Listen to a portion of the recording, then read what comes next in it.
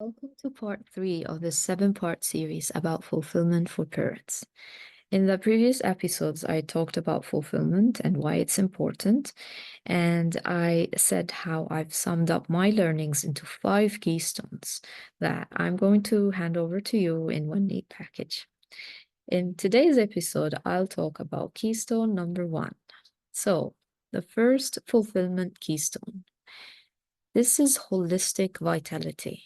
Your holistic vitality, your aliveness, your state of well-being at all levels. Did you guess this one? You probably did.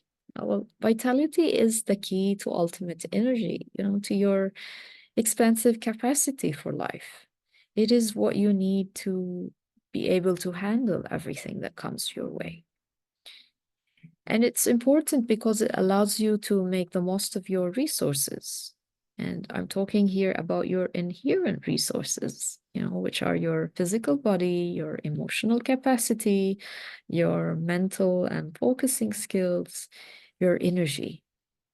When you're thriving in these areas, then you're running at a full tank. You're efficient, you're able to show up to whatever you're showing up, to your family, your work, your passions, everything. Now, vitality for me is two things. And this is especially important if you're a working parent, if you work all the time and you are busy. So it's two things. First, it's shifting out of survival mode. And second, it's staying out of survival mode in the long run. So let's talk first about shifting out of survival mode. This is the first crucial step. If you're stressed out, you're in a survival state. You're stimulated all the time. You're reacting all the time. And here's a little lesson in biology. You may already know, but I'm letting you know anyway. So stress causes a hormonal change in your body, your physical body. And this affects your happiness, causing you to be, not happy. It causes you to be anxious and fearful. It also affects your sleep because it wants you to stay awake and alert. It affects your digestion because, it wants you to focus your energy on staying alert, not on, digesting food. So what happens is that your body ends up not taking the nutrients it needs from the food you eat, and it leaves you bloated and lethargic, which in turn makes you miserable. So shifting out of survival mode is a crucial step. Now, second, vitality is about staying out of survival mode in the long run. And this involves stopping all your unhealthy patterns once and for all. It's about building healthy, holistic habits long term and not going back to old unhealthy habits. Now, I'm not here to teach you all about all that because I know you already know all this. You already know all this. But if you're struggling with breaking an unhealthy pattern, even though you are trying, now I want you to consider this. Your issue might not be related to your willpower or your commitment. It might be related to unresolved charge stuck in your body. Now, this charge, some people refer to it as trauma. Now, you don't need to use that term if it's triggering, but I'm going to talk about it because it was a big lesson for me. Now, trauma starts as a biological response in your body it's a response to an actual threat or a perceived threat. So let me repeat that. Trauma starts as a biological response in your body to an actual threat or a perceived threat. Now, the threat doesn't need to be real, but if you think it's real, then you will still experience that trauma.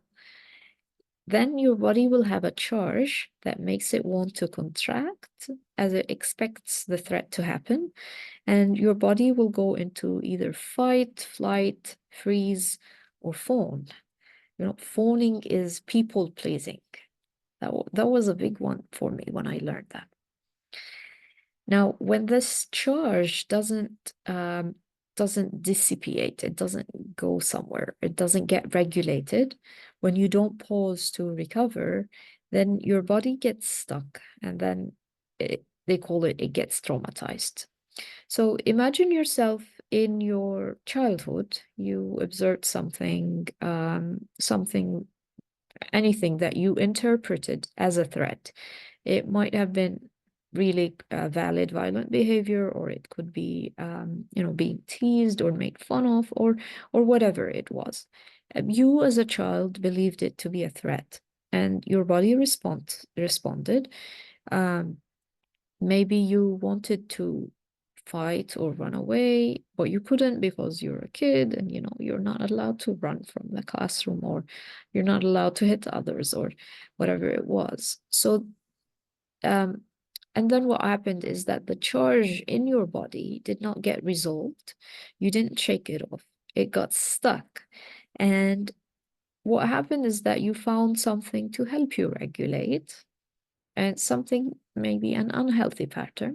It might have been food, like sugar. And now, as an adult, you go back to that pattern whenever you get stressed. You you go reach for that sugar whenever you feel stressed, because you've created that codependent relationship on the sugar, that you know that this is something you go to whenever you feel stressed.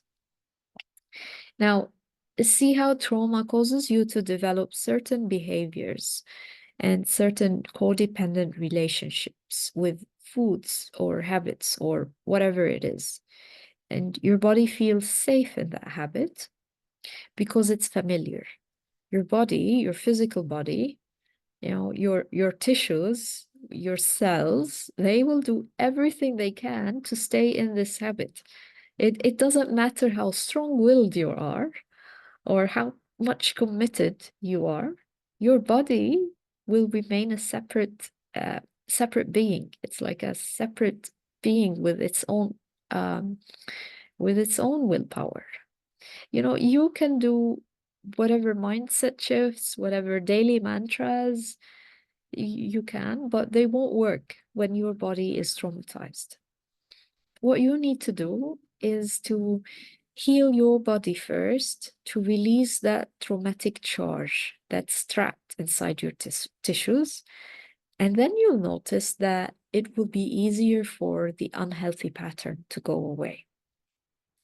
And I will leave you with an invitation. If you want vitality, if you want to shift out of survival mode once and for all, go research somatic practice and somatic healing, and start making that part of your daily life. Somatic practice is a wonderful modality that I suggest to everyone out there, and I include it in my own coaching programs as well. Okay, so this concludes the first keystone to fulfillment. Watch the next episode for the second keystone. Thank you for listening. I'm Nadine, the Teen Soul Coach.